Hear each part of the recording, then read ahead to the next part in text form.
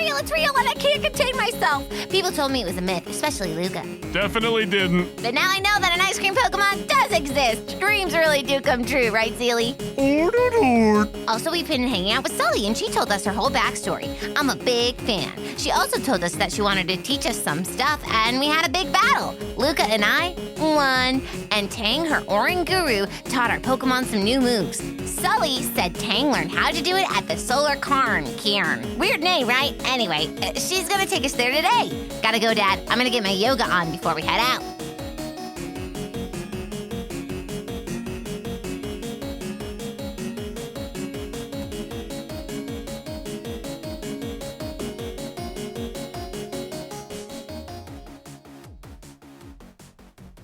The next morning arrives at Sully's dugout, and you all are getting ready to leave to go check out this Solar Cairn, this mysterious structure out on the plains. It is quite early in the morning as y'all get up and get ready to go, as Sully's told you that it would be best for y'all to get there before noon, so y'all are setting out pretty early. Is there anything that you would like to do or take care of before you leave? I don't think so. Oh, I guess, who's in my party? That's a great question.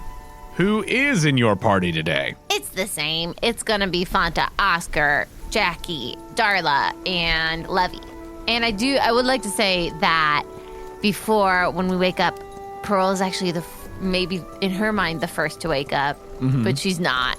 Like, Sully's been up before her. But Pearl, takes a moment on the edge of, the cavern little home and, is with Sully, and we're trying to, lift our bodies off this rock.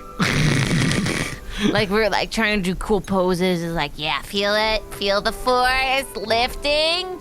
Oh wait, so you're trying to meditate really hard? Is that what you're saying? I think so. I think that's what, in Pearl's mind, she wakes up before everyone else and tries to meditate before we go on this quest. Right, but meditate not for the sake of meditation. Meditate so that you can attempt to float off of the ground. For sure.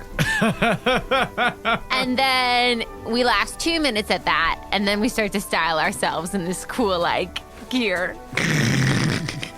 Great, and y'all are getting ready to head out. Yes. Are you continuing to ride Tangerine today as y'all go toward whatever this thing is? Oh, sure. Cool. I didn't know if you wanted to keep on riding Tangerine or if you wanted to attempt to ride anybody else. Who else could I ride? I mean, Dwayne. No, I feel like I get too far ahead of the pack. For Dwayne, that's a walk. He's you're holding me back. Mm-hmm. And for Luca's party, he's going to stick with Max, Roxanne, Lotsa, Clefairy, and Hercules, with Toofus just along for the ride. So he gets out Dozer to be his mount once again as well. And Sully says, oh, well, I usually walk, but all right, that'll work. We can walk too if it's a nature thing. If we have to walk, we like to walk. Oh, we can ride, that's all right. Tell you what, I'll just hop up on that ride on with you. And she just hops up on him. Hi. Dozer does not seem to notice or care. Nice. He's I'm made of rocks. I'm fine. We'll be back before lunch now. Well, it'll still take a good little ways, but we won't have to try to run there, run back. That's usually my morning jog. What? Then you all set off. Well, what? So what is jogging? Tell me about that, Sully. And why? Part of our training, we go running, do things me and Vigoroth race sometimes to see who can get there first, things like that. This is so weird, am I right, Sully? Or. But the three of you set off in the morning to see the Solar Cairn, this strange and mysterious monument that Sully has told you about. Do you Solar care? Oh, wow, I don't even know what I was going for. Sully, did we? Wow, I haven't had my morning cup of coffee. It really shows, huh? Or. But you all ride north for most of the morning, seeing little but the wide open Podostroma Plains and the faint outline of the Kanoko Range on the horizon. It's a somewhat foggy, cloudy morning today, actually, almost as if it's just threatening to rain at any moment. But for now, it seems to be holding off. Do you look for or do anything specific as y'all travel? It's a few hours ride, so if there's anything that you would like to do, you certainly may. I think we talk to Sully, we ask her some questions, I try to teach her a song. Nice. Go ahead and just give me a performance check to see how that goes. 10. You do a fair job. It's not anything special, and she doesn't know all the lyrics because you're not sure that you know all the lyrics. I feel like I try to change songs 3 times because I get so excited. Yeah, oh, yeah. You're on, like, just go ahead and skip into the next thing before, like, you've really finished with one of them. Absolutely. Cool. But with that, you're not looking out for any other, like, wild Pokemon or anything like that. I don't think so. I mean, I don't want anybody to sneak up on me, but I don't think so. Cool. Is it weird for it to rain today? Not really. I mean, that's just weather sometimes, you know? Whoa, that was so deep, Sully. Weather's just going to do what it will. I don't know. Sometimes it rains, sometimes it's sunny. I mean, typically it's a little bit lighter outside. We don't have as much clouds, but rain is not unheard of out here. All right. Cool, yeah. Yeah, you've survived. Yeah, well, sometimes the air comes in off the lake over the east, you know. But after you all ride for most of the morning, eventually you feel even more as though you are just in the middle of nowhere. No other signs of civilization for miles and miles. Sully, how do you know you're going the right way? Oh, well, we know where it is. We've gone out there enough. All we gotta do is just go straight north from where the dugout is. And it's big enough that once you get close enough, you start to see it. So Okay. If you get a little off track, you'll be all right. All right, cool. All right, let me just chatter up more. Nice. Aside from the 3 of you and your Pokemon, the only other living beings around are the Pokemon that you occasionally see swooping below the clouds or skittering through the tall grass or along the stones. But ahead of you, you do see something that gets larger in your vision as you approach, as you were just told. Ahoy! A huge stone formation looms up ahead, directly below a break in the clouds. Once you ride up close enough to make out details, you can see that there appears to be a winding walkway going up this monument with steep rocks on the sides that quickly block your vision of the path as it curves its way upward. Right, well then, we're almost there. We're just gonna go up there a little ways and then we'll be there. Cool. How do you approach? Just regular? Do you stay on the horse or do you get off and walk? Once you actually get to, like, the walkway thing? I'll take Sully's cue. I mean, I want to ride up. Less work, am I right, Tangerine? No! Yeah, not for you. But I'll take Sully's cue. Great. When you guys get to the actual, like, path part, she hops off a dozer. Oh, darn it. Pearl does as well. Bye, Okay. Tangerine. She poofs. Where'd she go? I don't know. She was in our hearts all along, and near the mines, and our citrus summer salads. That's another one, Sully. We'll teach you that one later. Oh, yeah. No, that's definitely a song that I've heard of before. Oh, yeah, I know you're jamming to it. It's like the careless whisper of this world. Oh, boy. So you follow behind Sully, and you and Luca and Sully, along with your Pokemon that you have out currently, make your way up this winding path, feeling the warmth of the sun above, since this is underneath this break in the clouds in this specific area. Darla's out. She's loving it. She was really loving it. fussy all day, and now she's finally like, yes. The sunlight here is definitely a nice contrast from the dreary chill that you felt most of the morning on your ride. Of course, you felt the dreary chill a little bit less than the others since you're on a fire horse. Nice. That's the way around it. But as the path opens and you reach the top, you see another flat stone surface similar to the arena near Sully's dugout. A thin layer of red clay and wind-blown dust sits on the sun-baked stone, and you see the Solar Cairn before you. More high stone walls encompass this area, and 5 bestial ape-like statues form most of a hexagon around the perimeter, the top point of which is made by the cairn itself, a tall, stacked stone structure with an ovular shape. Now, this one isn't just simply stones stacked one on top of the other, but rather it resembles more of a hut with no door in the way that the stones are built up and around each other. What do you do? Darla gets there first and like kind of stops before us and looks back at me. Yeah, I didn't know it was that cool either. Evie! And Darla's just looking around. She like hops on top of one of these statue things. Immediately. I knew yeah, if anything happens, guys, I guarantee you Darla's gonna activate it. If there's any secret booby traps, 1,000% Darla will find them. And that's kind of why I want her out here, because I kind of want to know. she is going, it's a little bit more than the distance that she can, like, just straight up hop from one to the other, but that doesn't mean that she's not trying. Yeah. As she does, make an acrobatics check for Darla. Let's see. 17. 17. She doesn't fall on her face, but she does not quite make it from one to the other, but she lands gracefully enough as a sort of, I meant to do that. Yeah, there you go. Look. She learned it from her mom.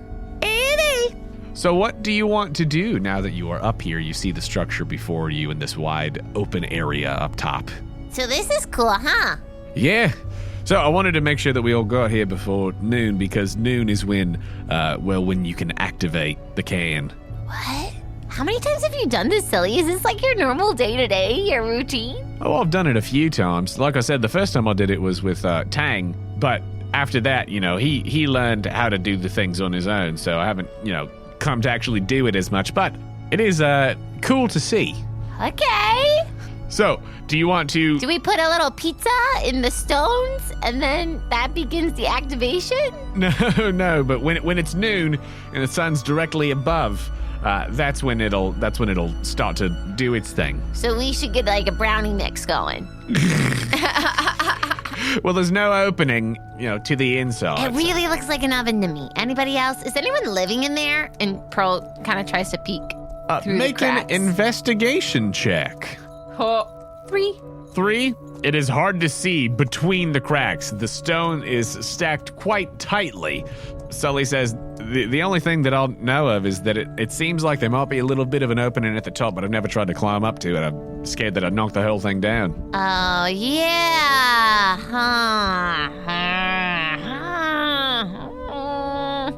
Luca. Yeah, Pearl? I mean, got any flying types? Hercules is here. Even though he's not a flying type, he does have an innate fly speed of 20 feet. So technically, yeah. Yeah, you want to give it a shot? How about an old Herc and take a peek?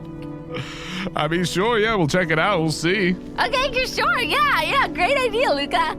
Great. So as Luca hops on Hercules, who has his wings come out of his carapace and begins to fly up a little bit, go ahead and make a perception check. This is for you, not for Luca. Oh my goodness. 10. 10? It was a 2. I'm not using that dice right now. Oh my gosh. It's not a dice envy dice. That's what I get. Roll one for Luca as well, just in case, because he's the one who's going up there. He got a 4, but I don't know what his pluses are. 2 higher than me. That's what you get for getting off the ground. Great, so it's just a 7 total for him. Cool. Rolling hot today, folks. But as he flies up toward the top, he and Hercules go up in the air a little bit so that they can peek down into it. It's still a little bit before noon as y'all are here. But as he looks down in it, he says, I can't really see anything in there other than, it looks like there's some more rocks. It's kind of just shadowy down there, so I can't really make too much out. No worries. Just get down before it hits noon. I don't want you to get, shot with a bolt of purple magic. As he flew up there and, got close to the opening, the only thing that you notice is it started feeling just, a little bit hotter. Oh, yeah. Get down, man. Get down. Hercules, I'll take you out myself. And she starts to get a little slingshot. They come down. Nice. Sully says, well, so how this thing works, is, as far as I can tell, is that when it hits noon, whatever is inside there, whatever it is, I don't know, activates. And when it does, if you've got a Pokemon that can use the magic, I guess, for lack of a better word, I don't know. Honestly, Love those words. I think Tang understands it better than I do, and the Oranguru's like, goo, and nods. But I guess if you got somebody who knows how to use it and you can help them out, then ta-da, I guess. Like I said, I don't really understand the nuts and bolts of this thing, and it's obviously been around way longer than you have. So, just thought it was cool. Yeah. So, as you all get ready for the Solar Cairn to activate as noon is approaching, who would you like to, have out and ready? Because as Sully has informed you, this is how, her Pokemon were able to learn the special moves and things. Basically, get a Pokemon who you think you can help make the check. You will be making an Arcana check. For this one, since Tang is here, Tang will assist. But if you want to try to make an Arcana check for whichever Pokemon you want to try to teach one of these moves to. I guess I'll use Darla. I didn't really think this through at all, so Darla. Okay, you're going with Darla. I think Luca's just going to have, like, Toofus come up. Just be like, yeah, I don't know. You've been around plenty of weird stuff. Why not? Darla, you were made for this. Eevee! You see that while you were not looking, Eevee has gotten, like, very close to the stone and, like, started to try to, like, boop one of the bottom ones. Yep, for sure. And then, like, I think got a little closer and it was like, whoa, what's going on? Hold on. Eevee! Yeah, it's hot. So, as you all are there and getting ready, the sun does finally reach its topmost point in the sky as it is directly above the Solar Cairn. You feel it coming directly down onto you all now. Everybody get your eclipse glasses. I start passing them out. You start passing out eclipse glasses. As the sun comes down and hits directly in the center of the Solar Cairn, you see that there does begin to have this glow from inside that shoots out of the thin cracks between the stones. And you walk forward with Darla. Make an Arcana check with advantage as Tang, the Oranguru, walks up with you as well. Hi! Whatever weird hot pizza oven this is Darla. Oh, no. 9. Oh, 9. I think that it's just a lot to sort of try to process and everything as you all are like walking up to it, that there's strange magical lights coming out from this large stone structure. Go ahead and make one for Luca as well with Toofus. 11. Oh, wow, with advantage, huh? Yeah, I'm rolling so bad right now. 8 and 11. Well, there is a reason that you all do not do great on your Arcana check, and it is this. As you are attempting to concentrate on honing in, focusing on whatever magical energy is coming out of the Solar Cairn, you've got Darla in your hands, held out, ready for whatever this is supposed to be. Baby Simba style. Full Baby Simba style, and Luca has got Toofus standing in front of him. Very suddenly, you hear a ping in your ear, followed by the lens of your aura reader coming out and coming over your eye. Oh no. It has suddenly begun to detect shadow energy to the south of you all. What do? They're here. Luca, look. And I point out what I see. Yeah, his little aura reader has come out over his eye as well. He says, oh, yeah, okay, okay. All Rain right. check on this pizza oven. Sully. Yeah, what's going on? Sully, we gotta get out of here. Or we gotta get ready. Batten down the hatches. All right, everybody, you got 2 shifts today. What do you want to do? The shadow energy seems to be coming from the south, which is the direction of the walkway that y'all came up on. No. Can we all hide behind behind the statue? Behind the cairn itself, Yeah. the large stacked stone Yeah. structure? Yeah, y'all can attempt to hide behind that, yes. Cool, go ahead and roll stealth. Yes! For once in my life, I rolled a 19. 19. Excellent. Even with Sully's 9, Luca's got a, 23? So yeah, you guys hide. Okay. As y'all are like ready and prepared. As soon as that went off, you're like, okay, it's go time, something's happening. Y'all run and just sort of grab her and drag her behind you. And you also grab Tang, who was not moving quick enough. And you all hide behind the structure. I'm almost tempted to let Tang stay where he is and let that kind of be like a way to test what their intentions are. Interesting. Sully. And I throw that idea out to Sully. Yeah, we can do that if you want, yeah. Are you okay with that? Are you comfortable with that, Tang? Are you good with that? Good. I think if anyone can handle it, it's this guy.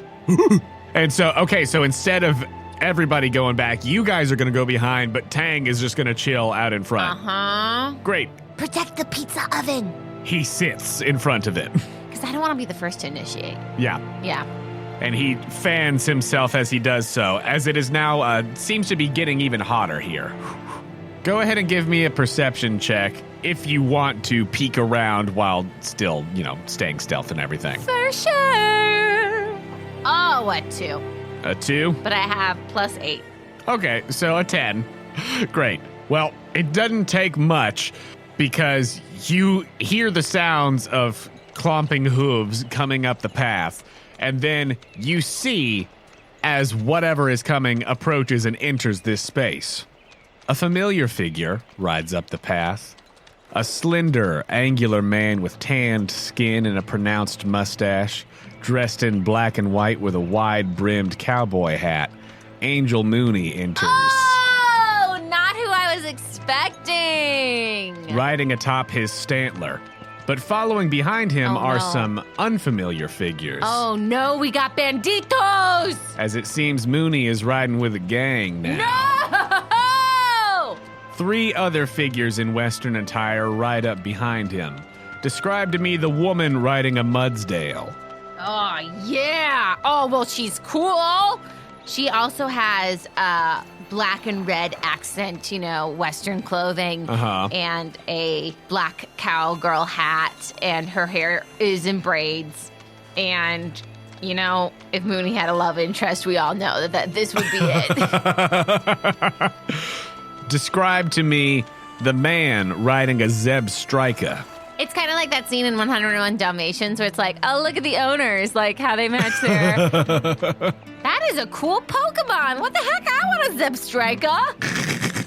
The man with the Zeb Striker. He has blue cowboy boots that are cool. Okay. A lot of turquoise jewelry. Oh, okay. Lots of the turquoise happening. Yeah, he's got some earrings in and stuff that are Nice. very angular with turquoise jewelry as well. Nice. Also wearing a cowboy hat, but we all know if he took off his hat, we got a straight up mohawk. Nice. And finally, describe the person riding a giraffe rig. There's too many. No, a gang, 3 tops, including Mooney. We don't need another guy. That's so cool too. What do they look like? Oh, they're so cool. Why are all these people so cool? Maybe this guy isn't as tough as the others. Mm-hmm. He's kind of just got some shapes on his pants and stuff, and he's munching on some hay. Okay. And he's kind of just along for the ride. He's a little chiller. Okay, kind of the low key. Yeah, he's the low key. They're the most low key seeming one. Cool. You see those 4 figures riding up into the zone here. Mooney rides forward the most and sort of takes a look at the Oranguru and looks around the rest of this area. Well, that is peculiar. You here for something in there particular, friend? As he just says to this Oranguru, who just continues to look straight forward and fan itself. Well, all right. I don't know if you can understand me or not, but I highly suggest you stay out of the way as we conduct our business here. And he turns back to the rest of his companions who are looking up at the cairn currently. Yeah, it's beautiful, isn't it? But it is a shame that it's got to come down. As he lets the Granbull out of his Pokeball and the woman lets out a slender black and tan crocodile Pokemon. Are you doing anything or still hiding? Yeah! Why? I want to know why he's doing it. I was wondering if we could get him to monologue for a second more, but I also don't want him to make any progress. I'm gonna wait. I'm doing all these crazy baseball hand signals while we're behind, sweating like crazy. And I think we're gonna wait until their Pokemon can get just a little closer, and ours can immediately attack their Pokemon. Okay, so you're saying that you want to hold actions? Yeah. For once they enter the zone close to it? But yeah, the minute I hear he wants to tear down my baseball signs, I go, oh, and why I oughta fists. All right. As Tang continues to sit in front of the structure, not giving any indication that he intends to stop them or anything like that, more just looking on. Perfect guy for this job. Stoic is this Oranguru. But Mooney looks at the Granbull, and the woman looks at the crocodile, who she just gestures to do what Mooney says, as he says to both of them, well, all right, then, take it down, and let's take a peek at what's inside. Nobody else wants to monologue? Nobody else wants to be like, but Mooney, what about the chill guy in the giraffe? Mooney, why are we doing this again? That feels like the right choice. To get a monologue in? Mooney, why are we doing this again? Can you remind my old brain here, I'm on a giraffe. He's not monologuing. He's here to do business. All right. He's a man of business. All right, we wait until they get as close as possible. Like they're going to take their first action, and then we're going to snassa. All right. As the Grand Bull and this crocodile Pokemon run forward, running directly around Tang to get to the Solar Cairn to attempt to, as Mooney said, tear it open and see what's inside, you all pounce. I want to know what's inside too, but not like this. Darla, bite! Roll initiative. We win. We go first. This is going to be for after your little surprise round here. We go first. Oh! Nat 20 and a 16. We are ready for the battle. Excellent.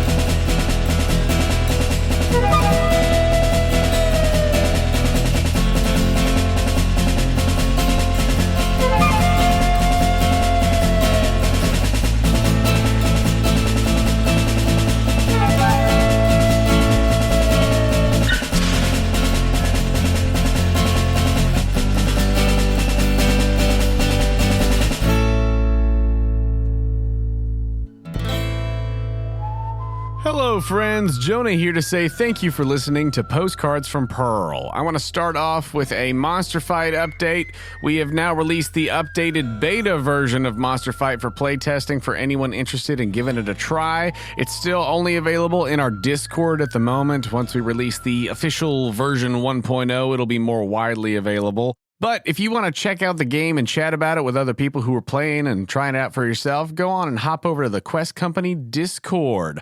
Also, I'm feeling a little emotional tonight, y'all. Today, and yes, it's still technically Thursday night right now, so I'm counting it, was the unofficial 2-year podiversary of Postcards from Pearl. The official Quest Company Junior podiversary is July 1st, which is coming up soon. We'll do something fun for that.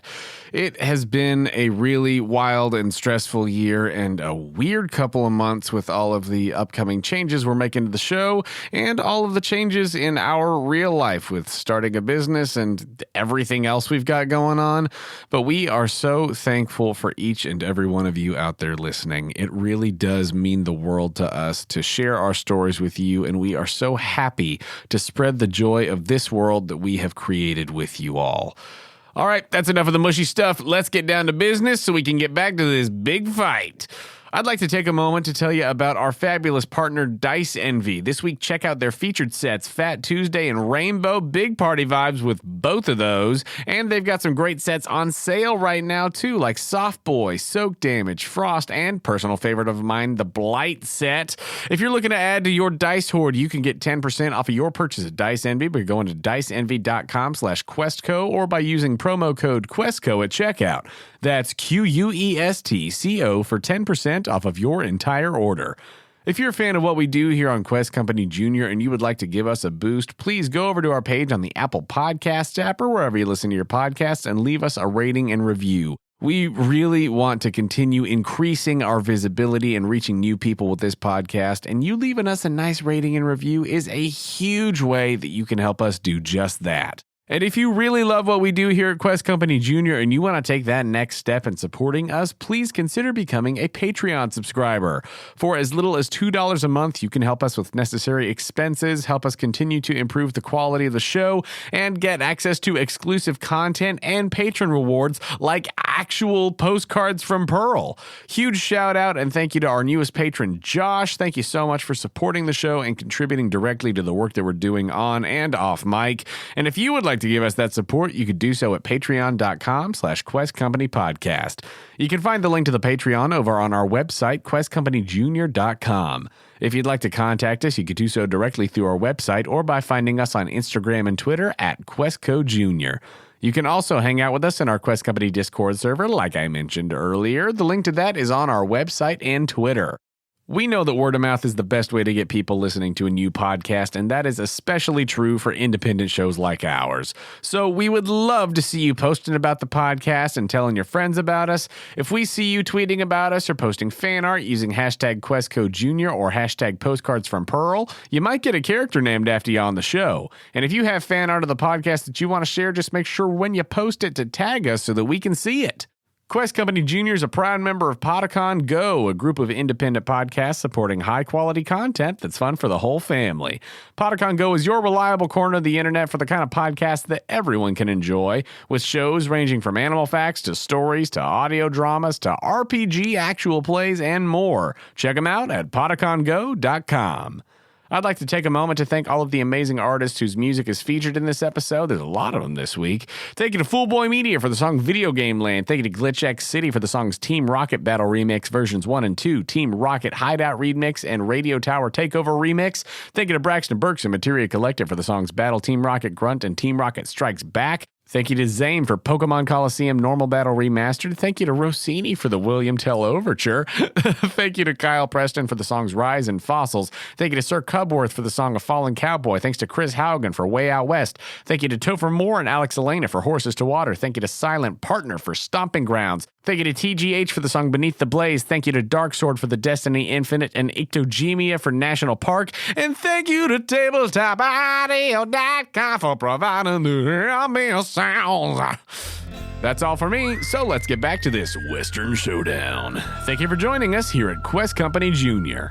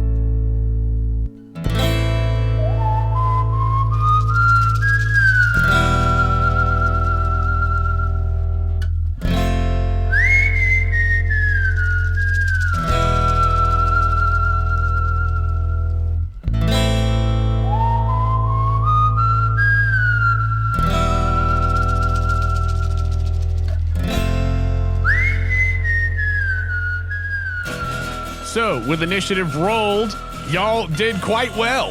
Yes, we were so ready. Great. So, before we do anything else, first of all, you all have a surprise round against the Granbull and the tall, tan crocodile Pokemon as you jump out from behind the Solar Cairn to try to stop them from getting it.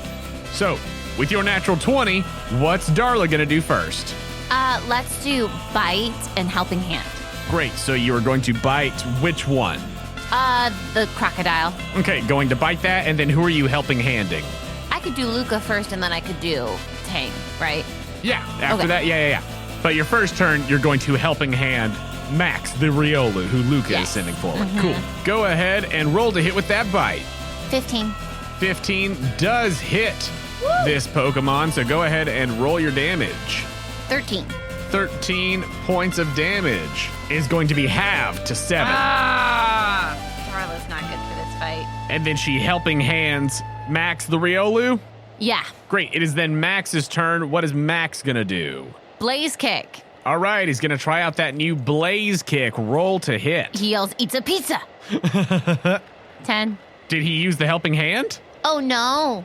Try rolling that D6 and add it to it then. Okay, gosh. Plus 5. 15. 15 does hit, There as we with the go. helping hand, the Blaze Kick connects with the Granbull. 11. 11 points of damage. Excellent. Well, hey there, old pal Rooney. Oh, well. Why am I not surprised? And as he says that, something that is surprising happens as Tang goes to use Headbutt on the Granbull. Yeah! Which is going to hit with a 17, as the Granbull takes 20 points of damage from Oranguru just like grabbing it by the neck and dunk. Nice. as Sully comes out from behind the rock and says, well, how's that for surprising? Thank you, Sully. That's what I was going to say. And as the Grand Bull takes that damage, we get into real initiative. Woo! As first up is Angel Mooney, who also rolled a natural 20. Don't we get a roll off? Okay, we'll roll up. Ridiculous. Come on now. All right. Because I didn't even add anything to my nat 20. Ah. Think about it like that. I just rolled a 19 plus 1, 20. Ooh. Come at me, Mooney. He rolled I'm an ready. 8. So he was like, he's quick on the draw, but you have his number this time as it's back to you. So our order is going to be you, then Mooney, then Luca, then Sully, then the rest of his gang who all rolled very poorly on initiative. Fitting of a game. But behind him, as the Gramble and this crocodile Pokemon are out, you see the one riding the Zeb Striker throw out a weird chameleon-looking thing, and the one on the Girafarig throws out something that looks like a cactus. Oh, man. We've seen that before. Okay. But not a cacnea. Oh, okay.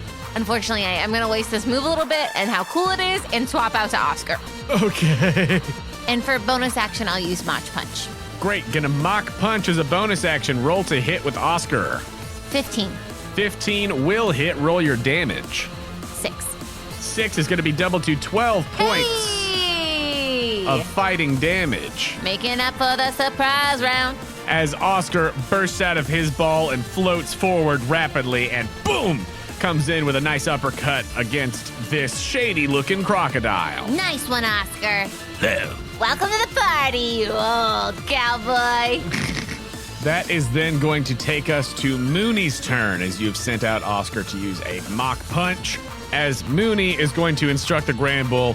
All right, now we ain't got time for any of this nonsense. Get over there, get what we came here for, get back over here. So the Granbull, rather than trying to attack either of you, is going to try to get past the Riolu and Oranguru to try to get to the cairn. Dummy. That will provoke an attack of opportunity. It actually does not. What? Because, first of all, it's going to make an athletics check to see if it can get past the two of them. But between them and the cairn, it is not leaving their melee range and is able to just barely get past them as it just starts ripping and tearing, trying to take apart this first part of the cairn. Hey, not cool! And it begins to remove stones. Oh my gosh! It feels hotter now. Not cool, dude! That is Mooney's turn, as the Granbull is currently going about dismantling the cairn to try to get to whatever it is inside. It is then going to be Luca's turn. What's Max got? Everything. That made him so angry. Blaze kick. All right, Max is going to, boom, come just to try to kick this Granbull right in the back with a blaze kick. 17 plus 5. That is going to hit. 15.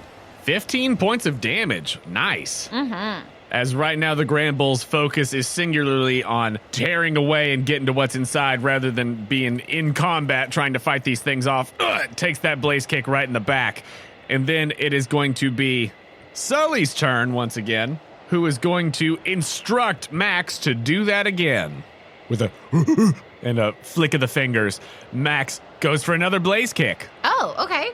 17. Hits. 8.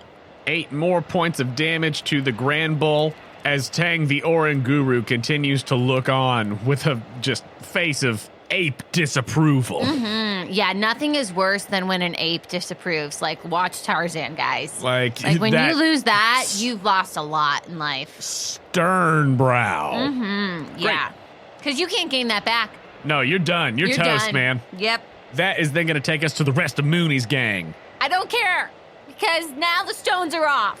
And Pearl's very upset by that. Which reminds me, where did you all come to as you came around the sides? Did y'all like just kind of follow your Pokemon and get out here so you can kind of see what else is going on? Are you still hiding behind there a bit? What are you doing? Well, I say that we're kind of behind our Pokemon. And if I could punch that little Pokemon, I would right now. If I could give him a nice slap on the wrist. But I think we're going to use our bodies as a way to just create another barrier for people to not get to that place. Great, so you are putting yourself between the crocodile Pokemon and the cairn? Yeah, and I think Sully is doing a similar thing, and Luca is too. We are going to make a line, a row. Sully, if you were to hit that Pokemon right now, I'd forgive you. Because you're closer. I think Tang would forgive you too. Luca is like over here on the side. He's trying to get in, but the Granbull got up to the cairn so fast that it is already there. So that's where y'all are at right now, is y'all have sort of gathered around it to try to form a barrier between these Pokemon and, this bad gang and the actual thing. On their turns, Mooney says, well, don't just stand there, y'all gone. Jess, Ringo, Elliot, help me out a little bit over here. Ringo and Elliot and Jess, okay. So Jess, who is commanding the Krokorok, says, well, all right, Krokorok, show that little mushroom what a bite looks like. Rage while you're at it. Toofus in the background glares like, how dare you? Natural 17 to hit Oscar there. Wow. Rolled the minimum amount of damage, and it's going to be halved because it's dark type, so that's 3. Love it. 6 half to 3 points of dark damage. Oh, sorry. I forgot about Rage. 4 points of dark damage. As that is Jess's turn, and then the Krokorok is actually going to continue trying to get around Oscar. No. Unacceptable. Attack of opportunity. With what attack? I can pick whatever I want. Any melee move that Oscar has. Drain Punch. Drain Punch. Okay, roll to hit. 23.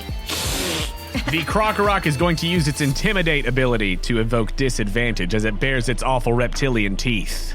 Not gonna have that today. 22. Still is gonna hit then, okay. Yeah. As it turns around to do its awful, that crocodile gator hiss with the big teeth and the mouth open? Ugh, it's kind of like the geese. Oh, don't talk to me about geese. Okay, I would also like to add my trainer dice. Ooh, okay, you're gonna use an ace trainer. Battle dice. 25. 25? Yeah. Double to 50 points of damage. Yes! That's what I wanted. Don't come near this thing. Guys, I'm normally really good around the relics, and I even myself, if Darla knows, we were tempted to pull apart this thing, but it's not right. With 50 points of super effective fighting damage, as the Krokorok hisses at Oscar, Oscar just floats over and punches it in the face. Yes, don't touch this thing. That's right, Oscar. Good job. And then he sort of dramatically turns around while he just levitates in the air, looks at the rest of these bandits. Lou, Lou. He's like, that was your warning now, cowpoke. Go you on, get one out. Warning. You get one warning. His bolo tie swings back when he turns back around. Jess calls the Krokorok back in her ball and she says, well, all right then. Guess we're gonna have to go over the top as she throws out a Murkrow. Ah, no, Ariel. As the Murkrow flies up and it looks like they're gonna try an aerial approach. This is not cool. I am so upset right now as a player, as a human being. If I was a listener, I'd be upset too. So I get it, guys. It keeps getting hotter. That was her turn. Didn't go the way that she hoped. So now it is going to be the one on the Zebstrika who has now been referred to as Ringo's turn. As Ringo has this funky little chameleon who's going to attempt to Shadow Sneak and then bind up the Oranguru. Shadow Sneak is going to hit with a 19. No. But its attempt to bind the Oranguru with its tongue is not successful. But as the Kecleon goes to use Shadow Sneak, what it did not realize is that Oranguru is part normal type, even though it's part psychic type, so it still is immune to ghosts somehow. Nice. Whoopsie. So the Kecleon's just very close to Tang now. Yeah, all right. Meanwhile, this other cactus Pokemon that's got a couple of little offshoots that almost look like funky little ears with these pink flowers on the top just sort of scoots its way forward as Elliot commands it to use Pin Missile. As it shoots these sharp projectiles at Oscar. No. That is a 23 to hit. That's going to be 8 points of bug damage, which I believe will be super effective. Is he vulnerable to bug? No, he's not. Oh, he's not? No. Oh, I guess fighting type neutralized it. Okay, just 8 points then, but let's see if another one of these pin missiles hits him. Does hit again for another 7 points. Hits again for another 8 points. Oof. And that is all. But hits for a total of 23 points of bug damage there on Oscar as full Wild West shootout style pin missiles. So that is Elliot's turn. Okay. That's then going to take us back to the top with you, Pearl. Can I hit this bird? Do you have anything that is ranged that could hit it? As the Murkrow is up in the air about a good 15 feet right now. Mega Drain's a ranged attack. You could attempt to do that. All right, I'm going to do that. Wow, thank goodness the rolls are finally coming back to me. 16 plus 8? That will hit. 13. 13 points of damage is going to be halved to 7. So you will get back 4 points plus add your big root for however much you get back. How much does that get Oscar? Oh, wow, 12. Great, so a total of 16 points back to Oscar, health-wise. Great. As the Murkrow flies up overhead, you and Luca can both see with your aura readers that it is giving off shadow energy. Mooney, you know this isn't good. Why do you keep taking these jobs, you dummy? Well, they're the jobs that pay the bills. Okay, there are other jobs. Let me see your resume, I beg of you. We'll edit it, we'll get you a really nice cowboy hat. You'll go into an interview with you and you'll nail it. I would like to use a reaction to hit someone else too. Like my bonus action. Oh, you've got a bonus action. Sure. Who do you want to try to get with your bonus action? Who's hitting my guru? The Kecleon? Yeah. Great. So Oscar just floats over 10 feet and goes to hit the Kecleon with a bonus action attack. And what would that be? Mach Punch. Mach Punch. All right, roll to hit with Mach Punch. That's a 16. 16 does not hit. Oh! Can I add a dice? One of your trainer dice? Yeah. Yeah, you can. Cool. Attack and damage rolls. Unnatural 20 now. Unnatural 20 will hit, yes. 7. 7 points of damage is going to be doubled to 14. All right, see, knew it would be worth it. As that fighting move is super effective. And as it gets hit, you see this Kecleon change color slightly as its color palette is now much closer, actually, to Oscar's. Oh, wow, that's cool. That is the end of your turn, which is going to take us to Mooney, who is going to just command the Grand Bull. Now go on, keep on getting in there till you can get in and get what we came here for. Oh my gosh, I forgot about the bull! As the Grand Bull continues to just rip away at the stones here until... Sully, we have to do something! Oh, no, working on it, come on. But as the Grand Bull continues to pull stones away and just headbutt this thing, rip at it with his teeth and everything else, just throwing stones all over the place, he causes a wide enough gap that the full front half of this structure begins to buckle and fall apart. No! You all can see that on the inside, on a small, simple pedestal, there is a smooth, round stone that is tan with a turquoise circle in the middle, with 5 curving red-orange sunbeams emerging from the center point.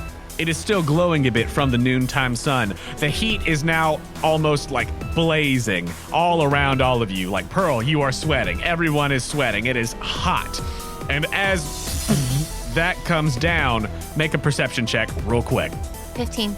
With a 15, you notice some of these statues around the perimeter beginning to crack and move a little bit. And you feel an even more intense heat above and behind you. Oh no. Mooney, why are you doing this? Who wants this? Well, I am sorry, but that is secret information. I can't go you running my wish. mouth. I know it's El Drago. She looks at him straight in the face. Make an insight check. Yeah, buddy. I know who your boss's name is. 20. Unnatural, but. You see him like visibly twitch at that, and he says, "Now you know you shouldn't go saying that name." Yeah, you know you shouldn't be wrecking statuettes. As the Grand Bull is now like going to attempt to like grab this stone. How many of your goons know who they're working for, really? You guys! Ooh, okay. I do not want this thing to touch the stone. I'm upset. Dang it, I hit the wrong person on that round. The Grand Bull is currently like reaching for it. Much like a Boo in the Cave of Wonders, we're seeing like that slow motion of the Grand Bull going to grab it. But it's Luca's turn now. Just tackle him to the ground. Blaze Kick has worked on this thing, right? Yeah. Okay, yeah, we'll do Blaze Kick. All right, a Blaze Kick. Go ahead and roll to hit. 12. A 12 does not hit. Oh! as Max is distracted for a moment as he, seemingly sensitive to whatever's happening here, as Riolu and Lucario are known to be, the aura of things. It seems like as the thing has come down, Max is aware that something is amiss, and his kick goes wide as the Grand Bull places a paw on the stone. No! I want to get like a little water thing that you use to train pets and squeeze it on him and say, bad Gramble. It is then Sully's turn, who says, no, forget about the Kecleon, go after that, get the Grand Bull, as Oranguru goes to use Zen Headbutt, and is going to hit with a 21 for 25 points of damage, as it just reaches back with its large ape hand and pulls the Grand Bull back, who, as he's being pulled, dislodges the stone from the pedestal. No! Reverse effect! We're not helping anymore! But as it reaches around and hits it with its Zen Headbutt, the Grand Bull looks quite dazed. But as the stone is removed from the pedestal, No! Pearl, you and everyone else here is now fully aware of the cracking and quivering and shaking and moving of these statues. These ape-like statues with their hands and feet just sort of tucked in close to their body with this Zen look on their face crack open as you see a red, squat, ape-like Pokemon with long, bushy, flaming eyebrows curling at the base and round, black-ringed eyes. 5 of them burst out, each one from one of these statues. Well, looks like we triggered the alarm system. Hi, I'm Pearl. We're the good guys, I swear. As the guardians of this thing have come to play. Oh, no. You also feel the now blazing heat behind you, and you see a silhouette of a shadow that is like coming down from the stone above. Oh, no. I pour a bunch of Gatorade on myself. You do, as above and behind you, you see a slender, ancient-looking, fox-like Pokemon that has 9 huge flowing tails coming behind it, its eyes glowing as it glares down at the violence happening below. We're the good guys, I swear! I don't shout that. That's just inside my head. I whisper, Sully. Oh. Sully. Oh, hi. Things are happening. That was Sully's turn, which is then going to take us to Jess, Ringo, and Elliot. Man, if I were you, I would hold my action. The Murkrow swoops over and above, out of melee range of the Oranguru and Grand Bull and Riolu, as it sort of like flies above expectantly. That is what it's doing on its turn.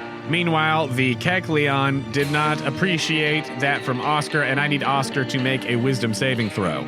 Ooh, 7. Ooh, with a 7, Oscar is going to take 9 doubled to 18 points of psychic damage from this Psy Beam and become confused. As it then is going to attempt also a Shadow Sneak, just for good measure, and hit Oscar for 3 points of ghost damage. That is that chameleon Pokemon's turn, as then the other cactus continues to shoot off these pin missiles. But that, with a natural 4, is going to miss Oscar. That's going to take us back up to the top with you, Pearl. Pearl would like to attempt to grab this bulldog, right? The bulldog that has the stone. Yeah, the Grand Bull is holding it currently. Just grab the Grand Bull and be like, put that thing back where it came from, or so help me, so help me, so help me, and cut. If you want to attempt to grab it from the Grand Bull as you run over there, go ahead and that'll be your action, like instead of like Oscar attacking. Is that all right? If you're trying to like actively grab it from it. Is it possible for me to be able to do that? You can make an athletics check versus the athletics check of the Grand Bull and see. Yeah, sure. We're already at this point where we have a, epic Pokemon trying to reclaim its home. So, like, we gotta, like, make it clear I'm on the right side here. This is not my Pokemon. She also shouts as she runs towards it. This is not my Pokemon. This Pokemon does made a goof. Not even a goof. Just done some bad decision making. Done some bad things. Great. Go ahead and roll it then. Okay, mine's a 15. Oh, dang. For real? Yeah. That is a 12 for the Grand Bull. Yes! Oh, dang. That is going to, with that, you snatch the stone from it as it's still being, like, held and just, like, choked by Tang. You just say, thank you very much. I say, hey, wrong decision. This is not my Pokemon. One more time, just want to make that really clear. This is not my Pokemon. That is your turn. It is I want to put that thing back where it came from. Oh, of course. I'm putting it back where it came from. Great. So you're going to go and try to put it back on the pedestal? Yes! Okay. Make my intentions very clear. You will provoke an attack of opportunity from the Grand Bull. So worth it. Wow. Does an 11 hit? My AC is 11. So even though Tang, like, holds onto it, trying to keep it from getting you, with these big teeth, it just comes after and attempts to, like, bite after, trying to grab at the stone, as that was not what was supposed to happen. You lucked out, though, because it rolled real low on, like, all of those. I'm all about Pearl getting, muddy and getting some dirt in the sweat. I mean, she's already sweated through her shirt. She's put a lot of sweat in the game. So now let's just make it real. You feel a zapping sensation. You take 9 points of electric damage from its Thunder Fang as it chomps down and tries to keep you from getting away. Ouch! Tink! It's back on the pedestal. You do put it back, and you see that, like, all of these Pokemon who had come out of these statues are just like, like beating their chest and everything, and they look back at you as you've put it back, and they look at the bandits. Yes! Thank you, monkeys. Thank you, statues. They get it. They're a smart species. For my bonus action, can Oscar just come closer to me? That would just be Oscar's movement. Oscar's movement? Can he just come closer to me to protect me from the bird that's flying up ahead? Yes, even though his speed is halved, he can come over there. However, he will provoke an attack of opportunity from the Kecleon. Yeah, and homeboy confused. This Kecleon, surprise, it's a Kecleon. I said it by accident, but I'm not going to do chameleon. You said a couple by accidentally, and I'm not. Yeah, no. It tries to bind him before he can go anywhere. Does a 17 hit Oscar? Darn it, yeah. The tongue shoots out and, like a lasso, wraps around Oscar. He's just sort of like, little cross-eyed and floating in the air, a little sideways. Aww. And he takes 4 points of normal damage from the bind. That is the end of your turn, which is then going to take us to Mooney's turn, as he yells out across the way, "Now, Grand Bull, I don't care what you got to do, just give me that rock." Look at this thing! You think that Grand Bull can take on this? And she mentions the whatever legendary Pokemon in front of her. It seems as though all of their mounts are getting pretty spooked. Yep. By all of this that's happening, as they're pulling tighter on the reins, as they're starting to, buck around a little bit. As Mooney also says, I think we're going to have to improvise. So, Grand Bull is going to attempt to get past you to get the stone. So Not go gonna ahead happen. I'm a thick child. and make an athletics check. Again, I got a 15. The heat's really hard, but I did douse myself with electrolytes. It's a 15 for Grand Bull. Oh, gosh, another? Roll it off. Oh, 18. 19. No! As this Grand Bull just shoves you out of the way and goes to grab the stone, and then is going to chuck it up at the Murkrow. No. Who is going to make an athletics check to hold on, because, Drop it. Its claws are not really made for that, but we're gonna see. Drop it. It seems to have a very loose grip on it right now. Oh, they went with an aerial attack. Always have the high ground. That's what my dad would always say on the ship. It makes a lot of sense when you're sailing. Luca's not gonna make a comment about high ground on the ship. He's a little preoccupied right now. But Mooney is going to ride on Stantler and come around a little bit closer right under where the Murkrow is. That is his turn, which is then going to bring us to the Ninetales and these awful guardian statue boys. Okay. But the Ninetales, the only reason that it's not going first with its 26 in initiative is because y'all rolled natural 20s. But on its turn, Pearl, you feel now the source of this immense heat. Not just sunlight, but the heat that is radiating from the Ninetales up above as all of its tails just sort of float in the air. And a massive heat wave comes out from it, which is going to force all of these Banditos Pokemon to make a save. You all will not, because you at this point have proved that you are not here to take it away. So congratulations. Thank you. That was worth it, folks. For not getting scorched right now. Yeah. All right, let's see. Grand Bull fails. Murkrow fails. Kecleon fails. Good. If Mooney passes, so help me. The Cactus fails. And yeah, well, Mooney and his Stantler are right there in the zone too, so Stantler, nope. Mooney, no. Yes! As this heat wave rushes out. Oh! And that is going to be 35 points of fire damage, Yes. which one hit KOs the Cactus, Goodbye. has the Kecleon looking very bad, KOs the Grand Bull, who was barely hanging on anyway, Yeah. and does a good chunk of damage to the Murkrow, who's going to make a save to see if it can hold on to this rock. Does, barely. Oh, you Murkrow.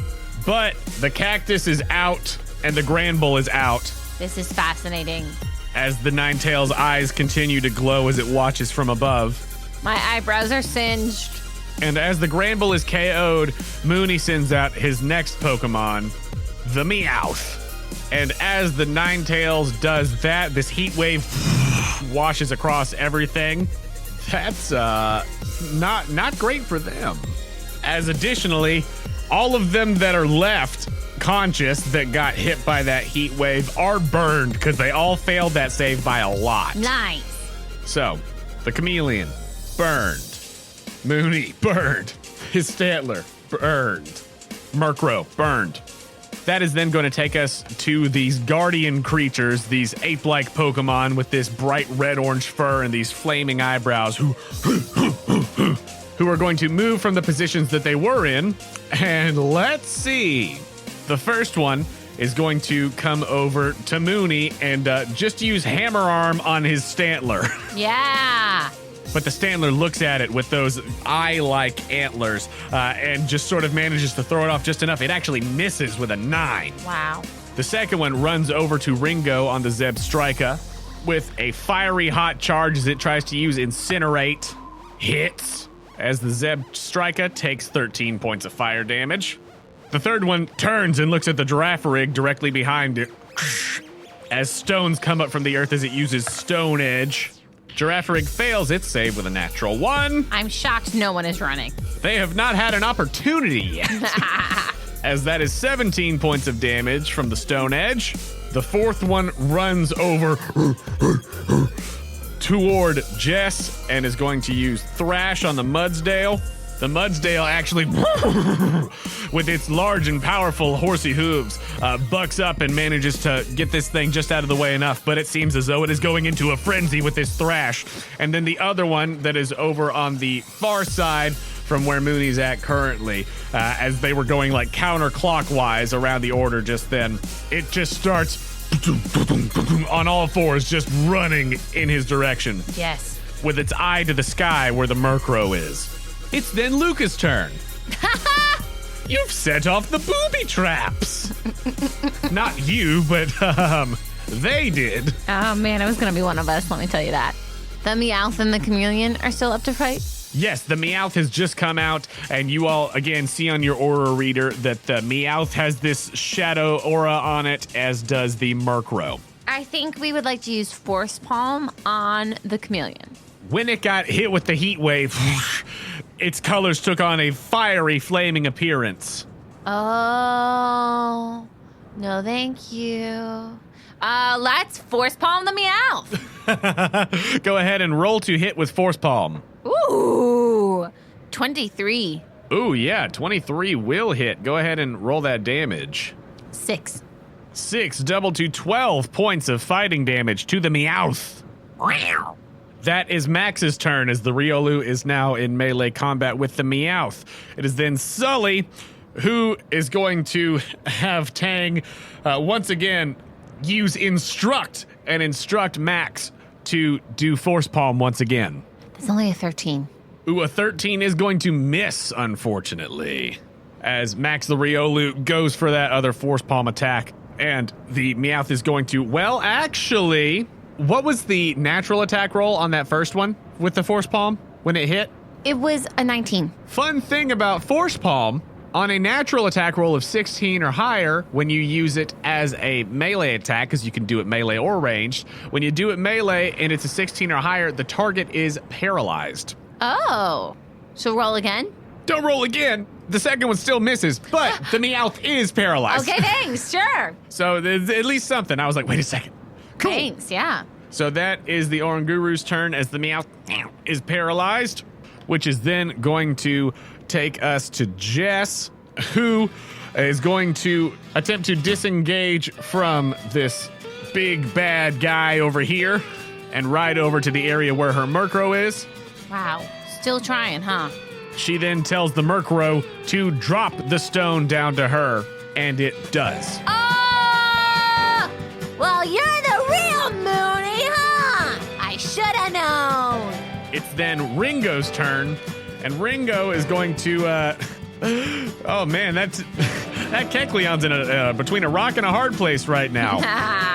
He's gonna tell it to disengage and start running back toward where he's at, as he's trying to stay wary of this other big bad boy.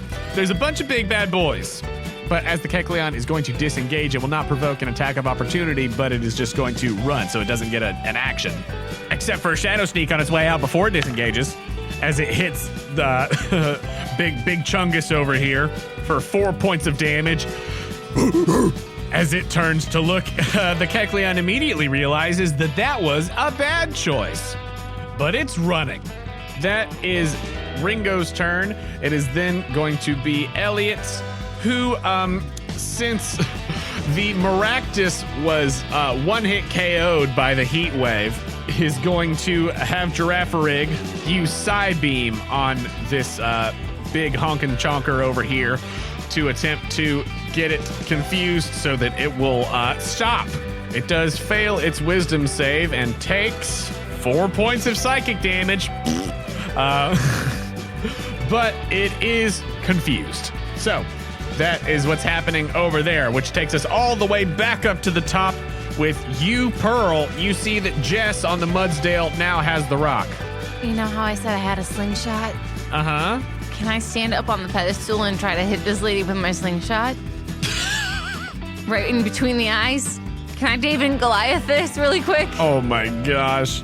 Well, do you want to try to do something, or do you want to send Oscar over there? Your choice. Oscar's confused and twisted and bound. He's not bound anymore, as the Kecleon has let him go to get out of there. But he's confused. He is confused, so the choice is yours. I gotta take my shot.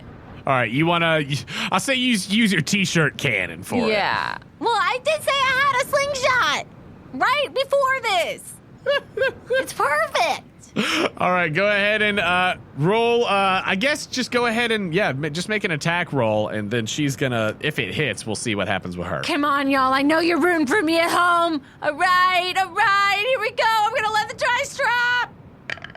A 6 will not hit, as the stone goes wide and flies past Jess. You can still have Oscar move and do a bonus action, potentially. I would like to swap out.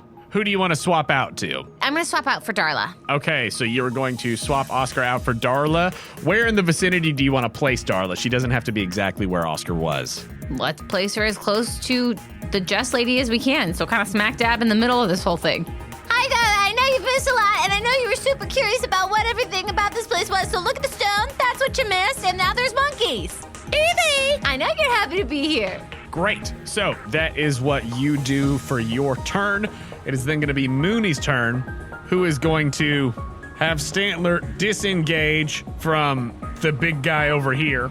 As since Jess has the stone, he is booking it now, riding atop his mount toward the exit. He says, Go, Meowth, let's get on out. And the Meowth is going to run, but since he used his action to have Stantler disengage, Meowth does not get to disengage from Max, so Max can have an attack of opportunity. Force palm. That's 15. 15 does hit. Roll the damage. Nice. 17. Oh, 17 is doubled to 34 points of damage. That Meowth is like, I'm popping. Oh, nice. That definitely, as the Riolu is sort of like using the aura of the space and the heat and everything, poof, comes in with that force palm, hits Meowth directly in the center of the back as it falls down on his face a little bit before picking itself back up and continuing to try to run after the boss here. But stops before provoking another attack of opportunity from one of the big Guardian guys, as it's in a tricky spot, and it does not want to get hit again. But the Meowth is looking rough now. Come on, Guardians, don't let him get away! That is Mooney's turn, which is then going to take us to the Ninetales, who is still up top. Yeah, let's not forget about that angel. As the Ninetales just looks and this, you see this ray of like ghostly fire shooting toward the Mudsdale that Jess is riding. Oh yeah, as it becomes burned by this Will-O-Wisp attack. Will-O-Wisp. Mudsdale is now burned, and I think that Jess is feeling the heat as well. That is the Ninetales' turn. It's then all the rest of Big Boys over here. Yes. As two of them go to surround the Mudsdale, and the other two are going to stick where they were with Ringo and with Elliot in the back. And then the last one, I'm going to roll a d4 to see if it goes to try to just punch this Kecleon into oblivion or if it tries to get Mooney. Kecleon it is! And with a hammer arm attack, dunk, just sends the Kecleon flying. It gets sucked back into its ball before it just flies off who knows where. The Kecleon is out. Meanwhile, back over here with Jess, one of the big guys is going to use Hammer Arm and hit with an unnatural 20. Ooh! And do 16 points of damage to the Mudsdale. And the other one is going to attempt to use Thief to try to steal the rock back from Jess. A 16 definitely hits a human person, but Jess is going to make a dexterity check to try to hold on to it, even as she gets, like, thrashed by this thing. Does succeed on the save, though, as she is not letting go, but this big boy has, like, two hands on it as she's holding on and looking for a chance to toss it off. So that's what's happening over there. Meanwhile, the one is going to attempt to incinerate on Zebstrika, and does so with 11 points of fire damage. And then the other one hits Giraffarig with a thrash attack, as that does 8 points of damage to Giraffarig. That is then going to take us to Luca as they conclude their turn. Oh, wow, guys. I think Luca's going to try to finish the Meowth. All right, so Riolu is going to come after the Meowth. Yeah, another face palm. All right. Face palm. Just turns around, bah, right in the face. Force palm. Whoops. Now I get what you're saying. 15. 15 does hit. Yes. 16. 16 doubled to 32 points of damage, as 32 was the exact amount of health that this thing had remaining. Oh. As with this force palm, Riolu just hits it once again. Actually does turn it around and just hits it right in the face, right where the Meowth's nose would be. As he does fall down, and Mooney pulls out the Meowth's ball to attempt to return it. But Luca... Yes, Luca! Ew, you're gonna get the nastiest cat, but yeah! Woo! Go, Luca! Go, Luca! Hey, hey! With the shining metal snag machine on his arm, you see these, like, bright light rings come around it as it, like, charges up for a moment, and he throws a great ball at the Meowth. Yeah, how's that feel, Mooney? That's my best friend! He hasn't even made a comment yet about it because he's so focused! As the beam of light from Mooney's ball is coming toward the Meowth to pull it back, Luca throws this great ball with this snagging energy, which hits the Meowth and sucks it in before the red bolt of energy from the other ball can come to the Meowth.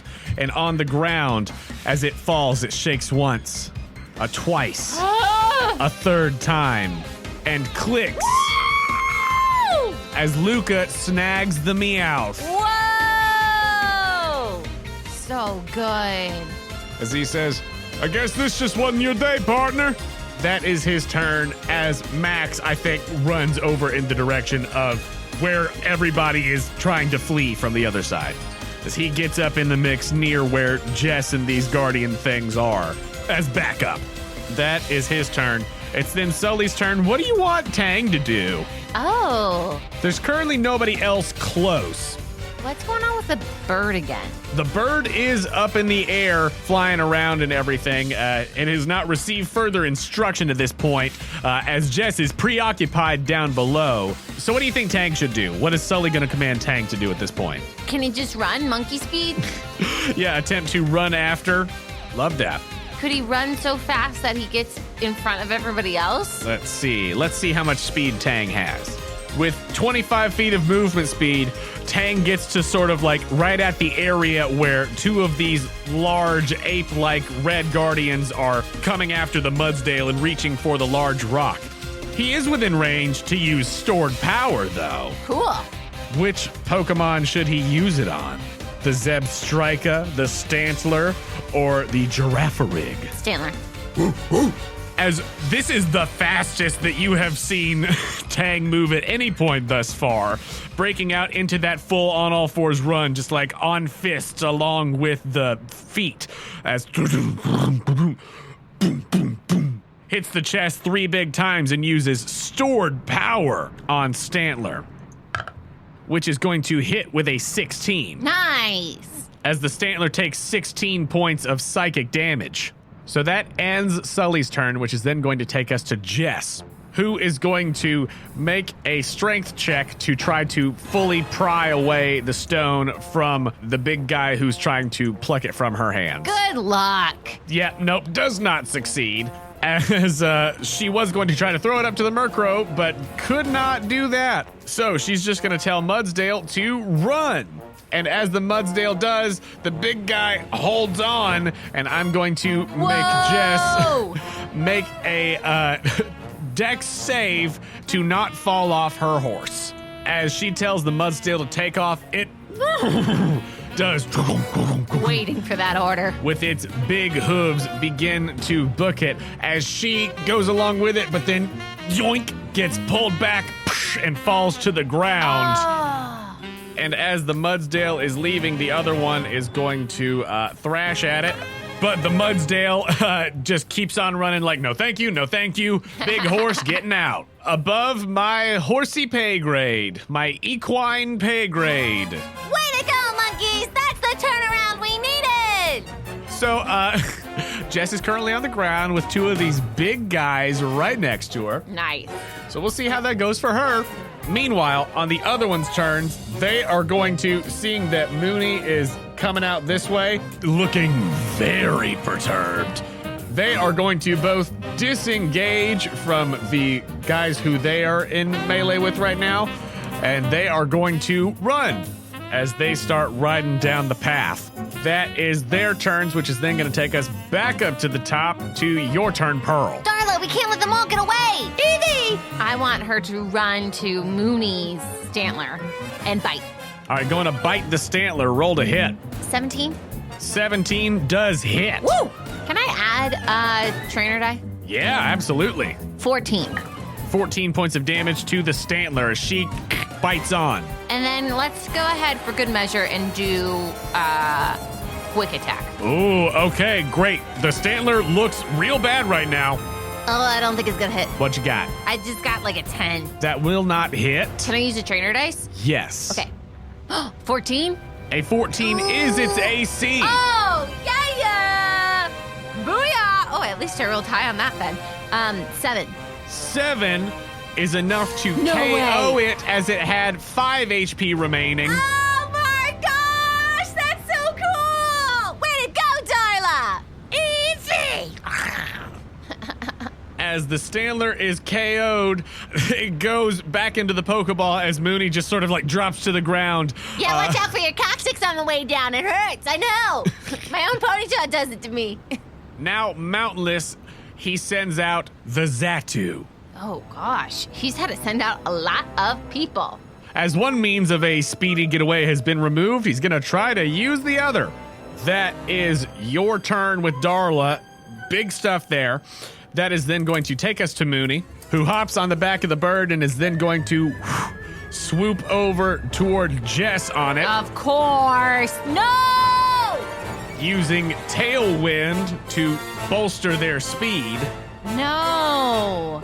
And as he is going to try to pick her up, first off, Darla can get an attack of opportunity against the Zatu Yes, because they're please. leaving her zone. Yes, please. We'll do another bite. Okay.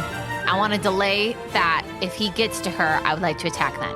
Okay, so you're saying like if he grabs her and they go and they come back past Darla? Yes. Okay. Or like, if he grabs her successfully, Darla takes the opportunity then. Because she's like right in the middle of the chain. Yeah, she's like very, very close. Yes. Mm-hmm. Great. Yeah, you do that. And he goes over and he is reaching over the side of this big green bird and attempts to try to grab her up. And does so as one of her hands goes up to him. Now she's gonna make a strength check against the big guys over here to see if she can pull up the rock with her. And she does with her 12 against its 7 total. And so he pulls her up as they begin to swoop around and try Darla to makes get her out. attack. Okay. She does covet. Okay. She has sticky fingers, so any item that she wants, she can also try to take on a success. Roll to hit with Covet as she feels her ancestors, the power of the Eevees of the past, and their mugging. I'm adding an ace trainer dice. Okay. 16. 16 hits. Oh my gosh. Is she technically trying to hit the Zatu, or is she trying to hit? She's trying to hit Jess. Okay, yeah, 16 definitely hits Jess, yes. You strike out quick with quick and sticky hands. I'm so nervous, you guys. Make a melee attack. We did that. Success on a successful attack. You steal the creature's held item if you are not currently holding one. And she's not? No, she is not. Darla I could pee a little bit. I'm so happy. takes the Radiant Stone from Jess as Evie, she hops up into the air and swipes it. That's my girl. Making her great extended grandfather proud. Oh my gosh. Pearl's jaw is agape. Evie. As she swipes it and falls back to the ground, and then just with it, like, just starts running back towards you. Yeah. As Mooney has that moment of, do we stay or do we cut our losses and go? Also, I want to know how much damage I did on Jess really quick. I don't know if that changes if they could run away enough. Yeah. You know, I doubt, but I still want. 8, 9, 17. She is looking very dazed. Okay. As with that, trying to see how confident he was feeling about their chances of still pulling it out. Mooney just rolled a natural 1 as he, with a scowl, looks back and he says, "Oh, I'm gonna find y'all again." And they ride on the Zatu, exiting the area. Darla bounds towards me with all the massive monkeys following behind her. Come here, Darla! Evie! And as she runs back towards you with this stone in her mouth, holding it, you see that Darla begins to glow in the sunlight. The phone! No way! This is so cool! With her sweet little Eevee body, you see that it begins to glow and get longer, her limbs sort of extending out regally. More hair tufts coming off of the ears and the side of her face. Her tail splitting into 2 at the end as her fur becomes purple and a red gem appears on her forehead as Darla evolves into an Espeon. On her knees and just gives her the biggest hug when she comes to her. Darla! Espy! Whoa. And as you are holding Darla, the rest of these guardian ape-like Pokemon that had run off in pursuit return as one of them comes back with a kicking and screaming Ringo. Nice. Held by the scruff of the collar. And that is where we'll end this episode. Wow!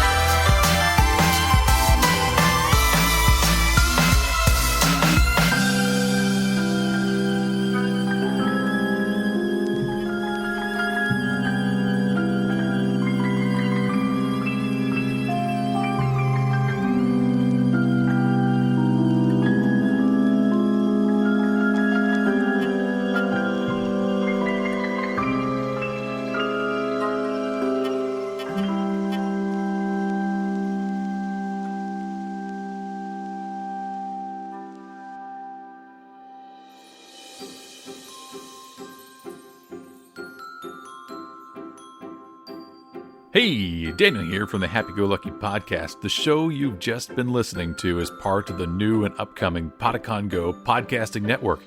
What is Podicon Go, you ask? We're a group of independent creators that are committed to creating, distributing, and supporting content that is clean, fun, and appropriate for all ages. Thank you for listening.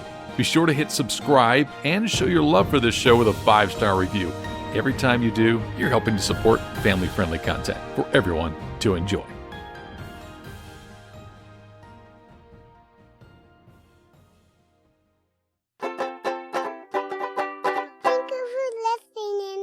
To Postcards from Poor and Quest Company Jr. Postcards from Pearl is a fan-made podcast and is not affiliated with Nintendo, Game Freak, or the Pokemon Company.